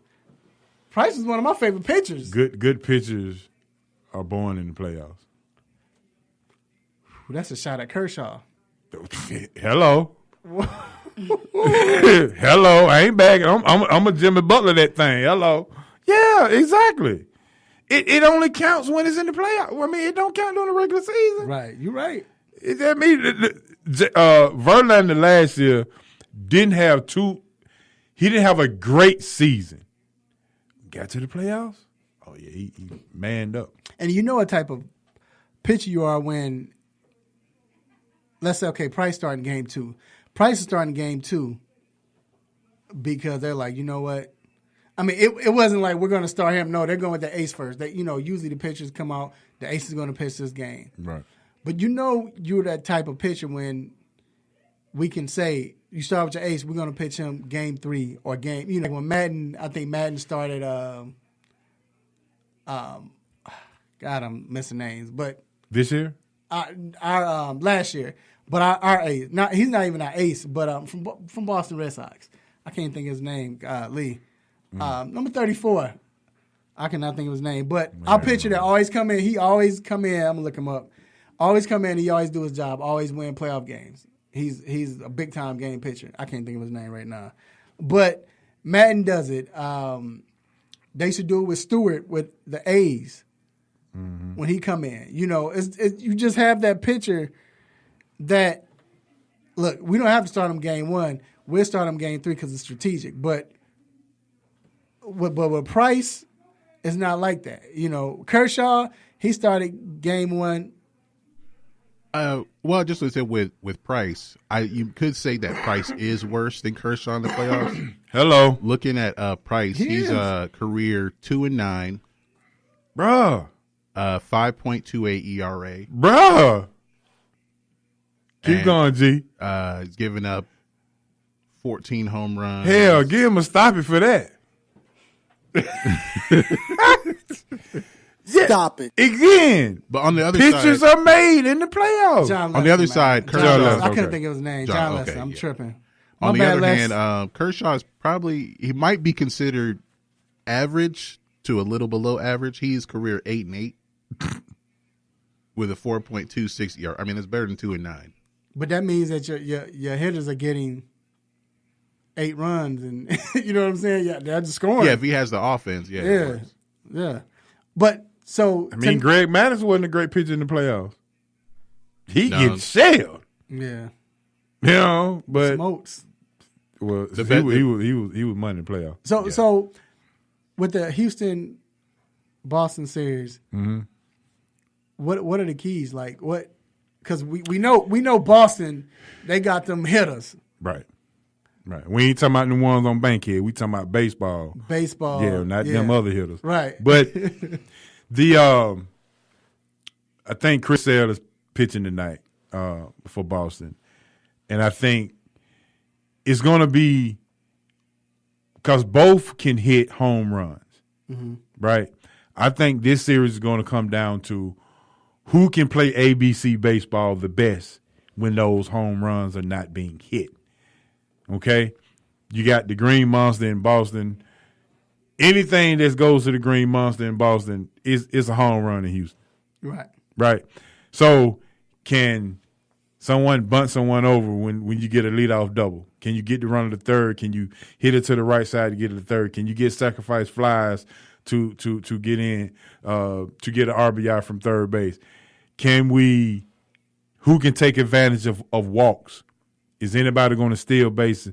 The small ball will win you games and get you runs in the playoffs. So I figure either one of these teams that can play small ball, to me, will have the advantage because the home runs are not, sometimes they just not going to be there for you. Well, Houston, to me, I always thought that the best teams were always the ones that had the best of both worlds. When I say the best of both worlds, I'm talking you can play small ball but still play big ball when you need to. And Houston, as you mentioned, has that. Right. And they can do it. We saw them last year. They had to switch it up. And they switched it up during the series. It wasn't just like in games, I'm saying, it's just been like, this whole series we're going to do. No, certain games we had to play like this. Now we have to go for the long, but now I think Houston has an advantage. But again, if those bats get hot, will Houston be able to keep up? That's the question. Yeah. Your prediction, quickly, who you got?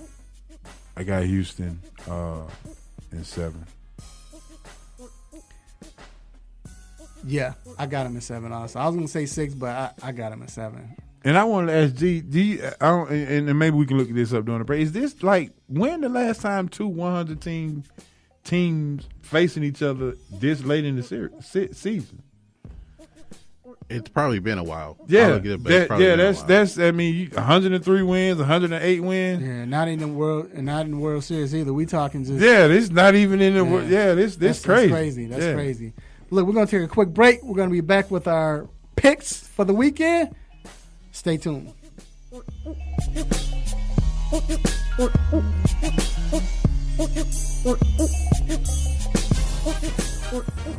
What's up, man? It's Metal World Peace. Shout out to the 3-Point Conversion Radio.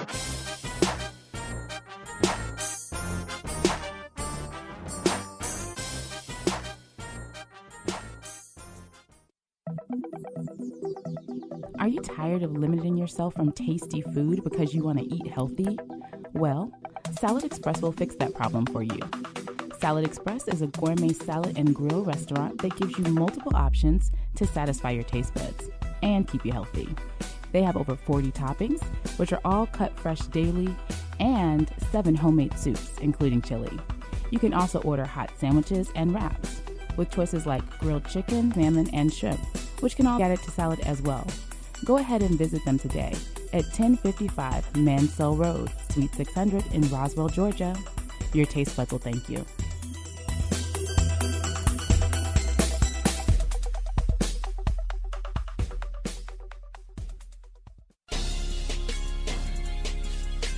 You're back inside the 3-Point Conversion Sports Lounge with Mr. Controversy and The Intellectual.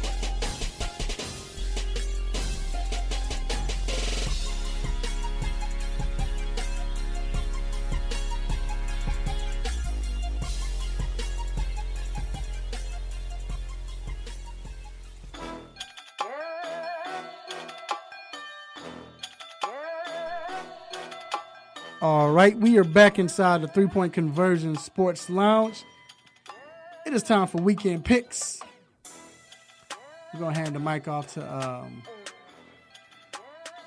Mr. G, the engineer. All right, so doing our weekend picks here. So I was trying to get what games you had. Well, first of all, let's do this. What is your upset of the week? Mine? Yeah, what's your upset of the week? I got Oregon over Washington. Oregon? Oh, okay. I have Baylor over Texas. Oh. Yeah, I think Texas, ooh, they got up for that Red River. And why not? You always get up for that game. Right. But I think that they don't. I think they kind of like, they're feeling themselves. Baylor has a different type of tempo. That's my upset. Baylor shouldn't even be existing. They shouldn't even have a football team right now. Based on them scandals they had going on. Right, for real. They should just take all their wins away. Yeah, that's crazy. Every time you win, no, we're taking that away too. Counterfeit teams. Who's your counterfeit team? Miami Dolphins. Still? Yes. They was 3-0 at one point. And it's going downhill. But you know what? The funny thing about the Dolphins is they could have low-key, not even low-key, they could have won that game last week. That's why it's counterfeit. That's why it's counterfeit. They should have won the game. What they say, the bit is super thin. Uh-huh. Bro, they was 3-0, and now they lose to Cincinnati. We thought that they was going to play the Patriots tight.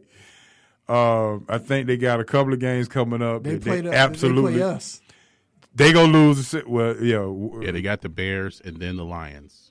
Well, yeah, they might be the Lions, but anyway. Miami Dolphins, you back to where you belong. All right, my counterfeit team is the Florida Gators. Oh. And I don't think their offense is good enough. Nah, their offense ain't. I mean, they had a big win, but you know what I'm saying? Like, I mean, Yeah, they offense struggles. Yeah, I just don't think they're that good. I think they got up for that game. They go get played today. Yeah. 12 o'clock game, Vanderbilt. I think Vanderbilt. Don't be surprised. That was about to be my upset of the week, but I was like, nah. Yeah, they have a tough time. Yeah. up in the Tennessee area. Gators might counterfeit teams. All right, G. All right, so for the pick a few NFL games here going on this, and this is week 6. So we'll start with the Panthers and the Redskins. And we're going to do something a little different here. Instead of just picking, determining what the spread is or what the over-under is, we'll look at some other smaller prop things that, some degenerate gamblers like to deal with. So, call them degenerate. Wow. So we'll start with you, H.O. Total passing yards for Cam Newton at 220. You go over or under 220 passing yards for Cam Newton. And who they playing this week? Washington. Oh, yeah, over. Mr. Controversy, what do you think? Over 280, you said? 220. Against who he's playing? The Washington. Washington. I got, the way the Saints looked, I got over. I mean, Drew Brees was using, the fist Some trigger. dude off the street. Yeah, for real. So I got over. Yeah, it was staged, though. You think that was staged? Come on. See, you talking like a Falcons fan. You're talking like a Falcons fan, H.O. You didn't let me explain. All right, go ahead. All right. How is it that the NFL know that Drew Brees is going to break this record on Monday night? He needed 200 yards. That was it. That's not a. I mean, he could have broke it. I mean, it looked like he was going to break it in that game. Right, a decent game. Right. So you picked this particular week to put the Saints on Monday night, right? Now, as soon as we saw the family come down to the sideline, what happened the very next play? What? The busted coverage. Oh, yeah. Busted coverage to the dude off the street, right? Because we don't even know the dude who cut the touchdown. 62-yard touchdown pass, and here we go. So all right, G, I'm gonna let you NFL, they bad with all this other stuff, but they great at scheduling the drama and staging it. Hold on, I'm gonna let you go. But G, so if that's the case, then you're saying Sean Payton didn't want to play. He went away with the script when Drew Brees was supposed to get that 500 touchdown, and he didn't. I'm like, why are you running the ball? Yes, go ahead. I can believe that, but go ahead.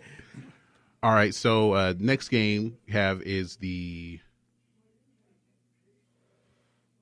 to get to it. We have the Chargers and the Browns. So who is more likely to score the first touchdown of the game? Melvin Gordon of the Chargers or Carlos Hyde of the Browns? Melvin Gordon. The only reason why I say that is San Diego. Dang, it depends on who get the ball first. But San Diego usually scores the first drive. They Los Angeles now. I mean, Los Angeles, my bad. Los Angeles drives that. I mean, their fans still in San Diego because they don't have nobody at their little stadium they play at. Yeah, they play at Rec Park. Yeah, for real. But they always have the ball. When they get the ball, I should say, the first drive, they always score. I don't care who they playing, they always score. And you know Melvin Gordon is going to get the ball. Whether it's going to be a dump off or like a 5-yard running play, but I got Melvin Gordon, man. Hey, Joe? I mean, if Melvin Gordon was on my fantasy team, I would say him, but I don't. So with the way things are going in Cleveland, look like they have a rabbit foot in their facility instead of this staph infection stuff that Winslow caught a few years back. I'm going to go with Carlos Hyde. All right. So third game here that we'll look at is the Buccaneers and the Falcons here in Atlanta. And who is we'll look at Julio Jones. He is total receiving yards at 107. Over or under? Over. I mean, I would he put 220 on top of last time he played him. Who did he get 300 against? That was Carolina. Okay. Yeah. Still a division rival, but, Yeah, over. Matter of fact, can we put a side bet on it? Like, over by halftime. 107? Yeah, by halftime. I think he gets 100. I need him to get 180. I mean, I know, I'm just saying, because the fantasy, I want him to get 180, but I think he gets 103. I think he just missed it. But he gets 2 touchdowns. Well, I was looking at the odds, like I was trying to find the odds for about him scoring a touchdown because he doesn't have one this season yet. So you're saying he'll go over with 2 touchdowns? No, Yeah. under. No, I say under 103 yards. You said 104, It's 107. Right? It's at 107. Well, he'll get 106, I think. He's going to miss it by 1 yard, but he's going to get 2 touchdowns. And he's going to get my over that I said he's going to get up 1.5. So 1.5 touchdowns this season. So he'll get it. I got him getting 2. Degenerate gambler. That's a shame we talking about Julio Jones like that. And this dude's supposed. Go ahead. And the last one we'll look at here is the Sunday night game, the Chiefs and the Patriots in Foxborough. Well, this is the college, the college football, College football college versus, football playoff. Yeah, Look, college football versus the AFL. Yep. All right, so we'll look at combined passing yards between Mahomes and Brady. It is at 629. 629 combined passing yards between Mahomes and Brady. Over or under? I got under. I think Belichick puts his whatever he does, he's going to stifle this young quarterback. And Mahomes only get 220 yards passing. And I think Brady goes for 380 because Sony Michel's going to go off for 145 yards. I gave you a little extra. But, yeah, I say under. But where they playing this game It don't in matter. Foxborough. Is go get cold? It does matter. So if they playing in Foxborough, you know Mahomes not getting off. Yeah, that's what I'm asking. It might be cold, too. I'm not sure, but... I mean, it's cold in Kansas City, too. So yeah, but he... you say 629? 629. That's a good cash 3 number 2. I'm going to play that when I leave. I'm going under. I agree with you. I think it's about law averages. I mean, my goodness, at some point. So look, because he didn't really go off against Jacksonville. It's just Blake Bortles went off the wrong right, direction. Yeah. Hey, so if Mahomes get over 300 to 400 yards, what would you say about him then? Good game. That's it. Yeah, I mean, bruh, Mahomes, you got to give Mahomes. I'm not taking that away from him. You got to mark him the truth if he does this. He got a ring. Okay. I ain't say he was great. I'd say you got to say he's the truth. Okay. But you know what? Kansas City always plays. They always play the Patriots well. Let me ask you this: was Dak Prescott the truth when his rookie year? I still think he's the truth. I mean, you can't. The truth. I'm a Cowboys fan, and no. But the truth is playing with. Wait. Everybody thought he was, right? I still do. You got the truth playing with a whole bunch of lies. That's the difference. Okay, let me ask you this: do you thought Deshaun Watson was the truth? Man, don't give me. He's still the truth. He balling. He came off an injury. Is he doing what he did before he got hurt? He's starting to. I think he's starting to now. He's getting in that groove. That's really not what I asked you. Is he doing at this present moment what he did now? Because he was everybody was on this train that Deshaun Watson was this guy. And I'm not saying he's not. But the amount of press and the amount of attention that he got. But H.O., and I know you can say it's a Boy, we be pushing fast, boy. But look, this guy came off an ACL injury. He hadn't played it, so you're going to come back rusty. I get that. But the last 2 weeks, he's played well. What's their record, G? The Texans? Yeah. They are 2-3. Okay. And what did I just say? The last 2 weeks. What's their record in the last 2 weeks, G? Bro, 2-0. Exactly. I said the last 2 weeks. Yeah. And I just said I felt like it was an injury. The game was too fast for him. And then Bill O'Brien sucks. But my thing is, it's like having a great week with a female. Just because we had a great week, don't mean we go together the next week. Let me say this. Jesus Christ. First of all, we're going to say with a lady, because I ain't about to go home and y'all about to get me in trouble. I had my daughter and my wife got on me about that with a lady. But I need to change the example. Yeah, let's go. Let's go. We're going to go to commercial break, man. Y'all be trying to get me in trouble, man.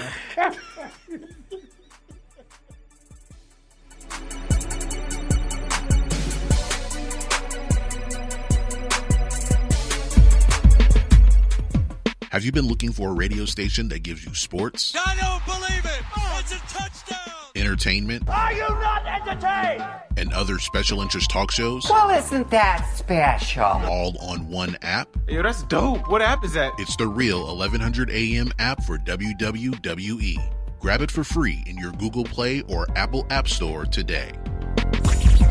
What's good, family?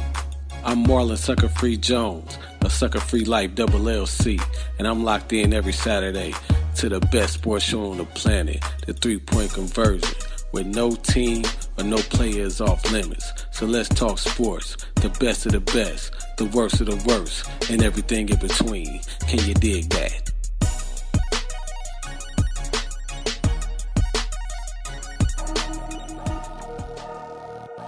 It's time to get in the mind of Mr. Controversy and the Intellectual with What's on My Mind.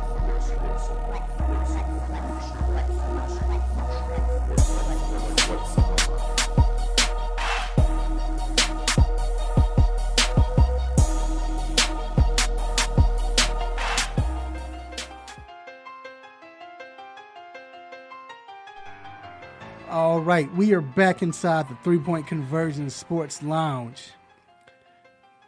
This next segment, What's on My Mind, is brought to you by Sucker Free Life LLC.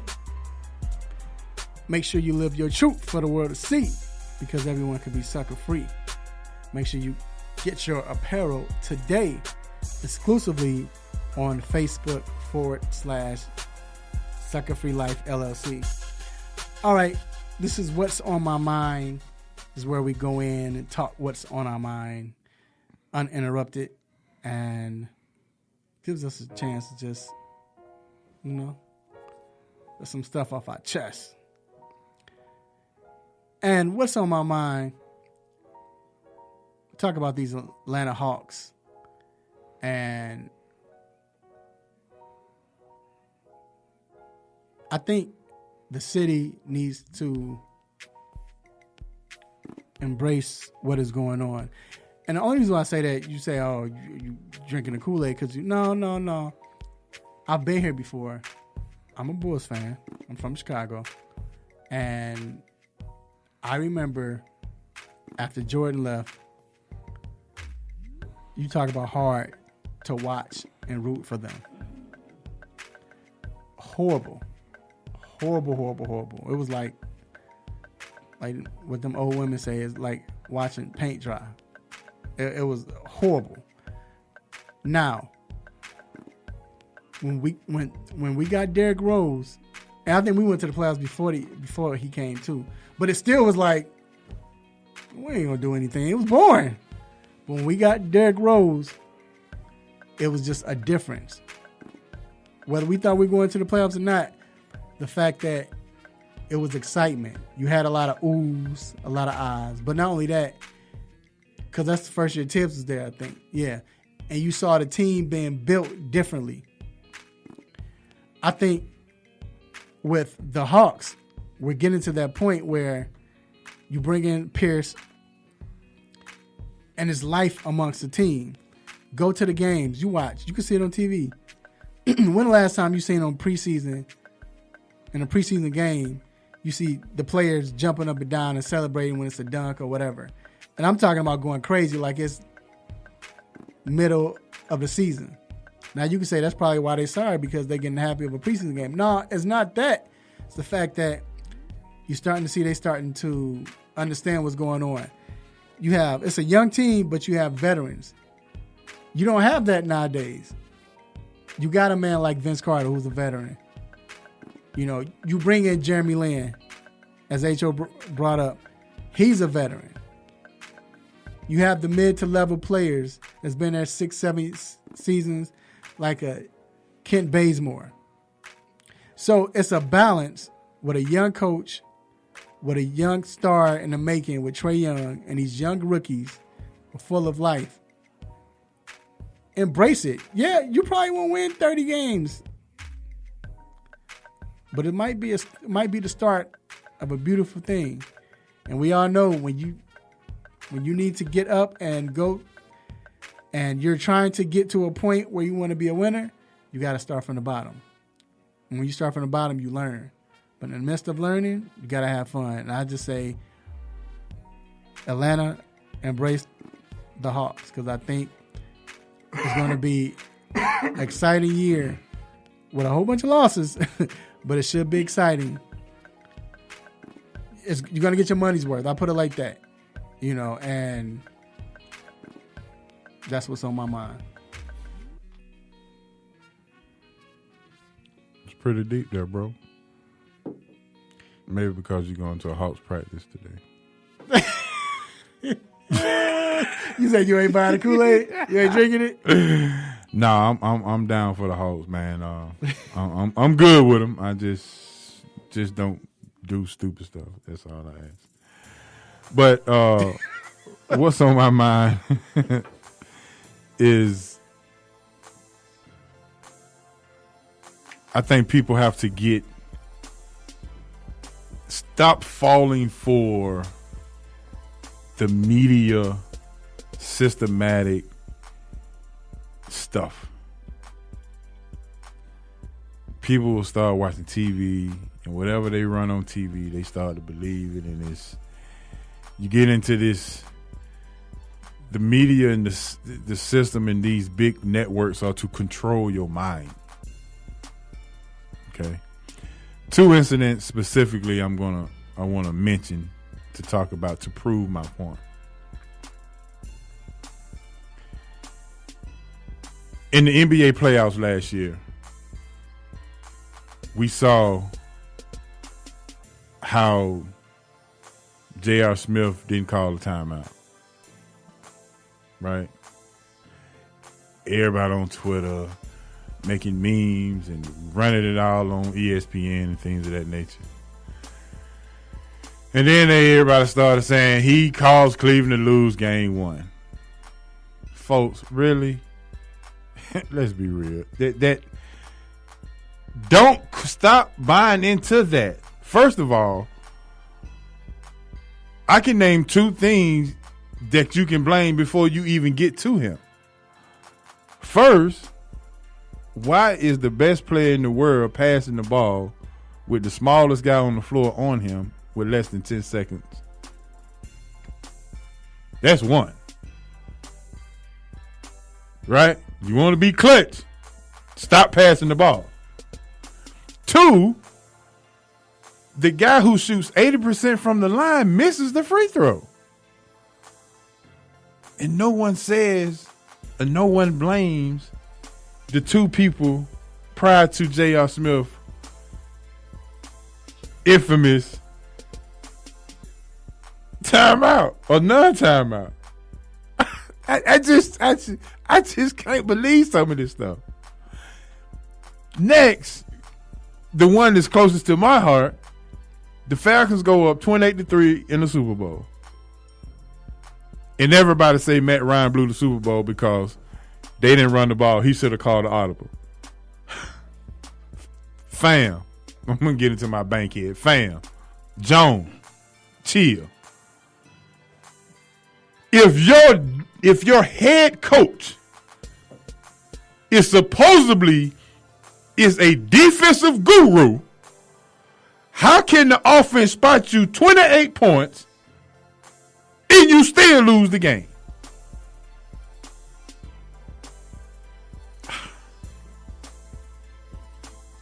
So, back to my Buckhead voice. I think sometimes people, we have to get out of our feelings and get out of the emotions of things and really just look at it for what it is. If Dan Quinn is such a defensive guru, there's no way a defensive guru would have let a 28-point lead get away. So I say to all you folks, stay off of ESPN, stay off of Twitter with your feelings, and tune in to the Real 1100 with Real Sports. It's real sports, and we go get it to you like it is. And that's what's on my mind. Message. Hey, I've been saying that. I was the one saying all that stuff you were saying. I was saying the defense. I was saying Trey Songz. My bad, not Trey Songz. What is the guy? Because y'all know he looked just like Trey Songz when he missed the free throw. Yeah. LeBron. I said, oh, George Hill. Yeah, that's Trey Songz. But anyway, if you're hearing this music, you already know what it means. It means it is time to let you all go. But before we let you go, we want to give a couple of shout-outs. You might be a part of them. Stay tuned. First, I want to give a shout-out to the Almighty God for giving me this platform to do what I do, say what I say, speak what I say. Also, for God allowing me to make Jerry Jones happy since I know I'm about to hear it because he always do it. What up, Jerry? Yeah, got it. Okay, good. Usually Jerry talking about thank you, Raphael.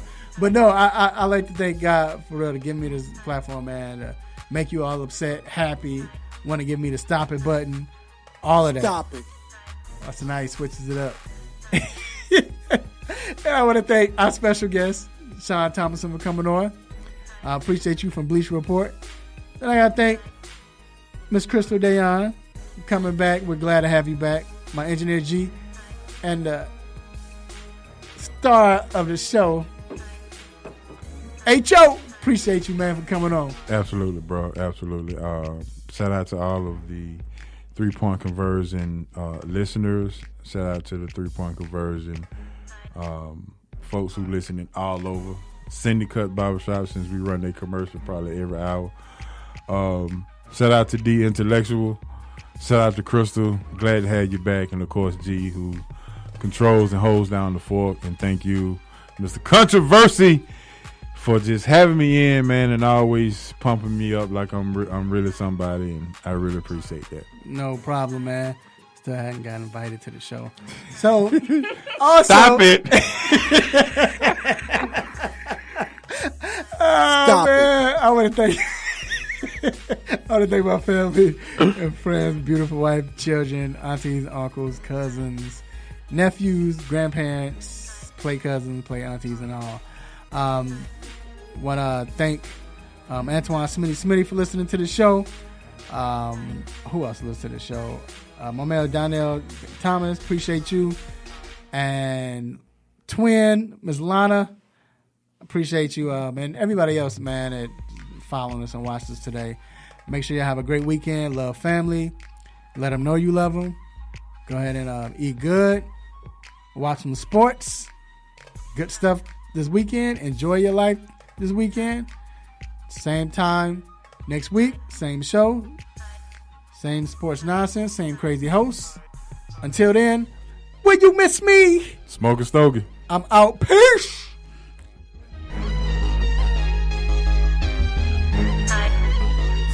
just got done listening to the 3-Point Conversion Sports Lounge. Be sure to follow us on our Instagram, Twitter, and Facebook accounts at the 3-Point Conversion. And also make sure you check out our website, the3pointconversion.com. Be sure to follow us live and listen every Saturday morning at 10 a.m. Eastern.